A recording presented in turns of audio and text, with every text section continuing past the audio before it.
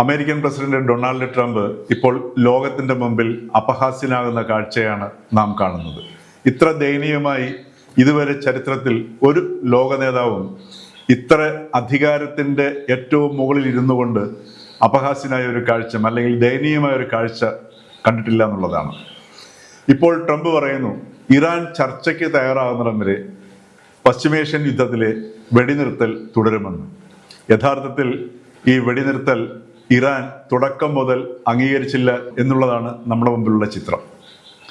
കാരണം ഇസ്രായേലും ഹിസ്ബുള്ളയും തമ്മിലുള്ള വെടിനിർത്തലിനെ ഇറാൻ അംഗീകരിക്കാത്തതിൻ്റെ പേരിൽ ഈ വെടിനിർത്തൽ അംഗീകരിക്കുന്നില്ല എന്ന് തുടക്കത്തിൽ തന്നെ ഇറാൻ പറഞ്ഞതാണ്. ഇപ്പോൾ ഇറാൻ പറയുന്ന ഒറ്റ കാര്യമേ ഉള്ളൂ, ഞങ്ങൾ ചർച്ചയ്ക്ക് വരാം, എന്നാൽ ഹോർമൂസ് കടലിടുക്കിൽ ഏർപ്പെടുത്തിയിരിക്കുന്ന അമേരിക്കയുടെ പ്രതിരോധം അവസാനിപ്പിക്കുക. പാകിസ്ഥാന്റെ പട്ടാള മേധാവി അസിം മുനീർ ഇറാനിൽ പോയി ചർച്ച നടത്തി. എന്നിട്ട് അവസാനം മുനീറും ട്രംപിനോട് പറഞ്ഞു, ദയവ് ചെയ്ത് ആ ഉപരോധം ഒന്ന് അവസാനിപ്പിക്കൂ, എങ്കിൽ മാത്രമേ ഇറാനുമായി ചർച്ച നടക്കുകയുള്ളൂ എന്ന്. അപ്പൊ ഇത്തരം ഒരു വിഷമഘട്ടത്തിൽ, ഇത്തരം ഒരു ദയനീയമായ അവസ്ഥയിൽ യഥാർത്ഥത്തിൽ ഇപ്പോൾ പശ്ചിമേഷ്യയിൽ യുദ്ധം തുടർന്നുകൊണ്ടിരിക്കുകയാണ്.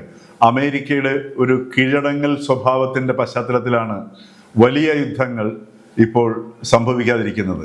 അമേരിക്ക ഏതെങ്കിലും രീതിയിൽ ഇറാനെ പ്രകോപിപ്പിക്കുകയാണെങ്കിൽ നാം കാണാൻ പോകുന്നത് ഒരുപക്ഷെ ലോക ചരിത്രത്തിൽ പോലും ഇല്ലാത്ത രീതിയിലുള്ള ദുരന്തങ്ങളായിരിക്കും. കാര്യം അത്തരത്തിലുള്ള ഭീഷണിയാണ് ഇറാൻ പുറപ്പെടുവിച്ചിരിക്കുന്നത് ഗൾഫ് രാജ്യങ്ങളുടെ നേർക്ക്.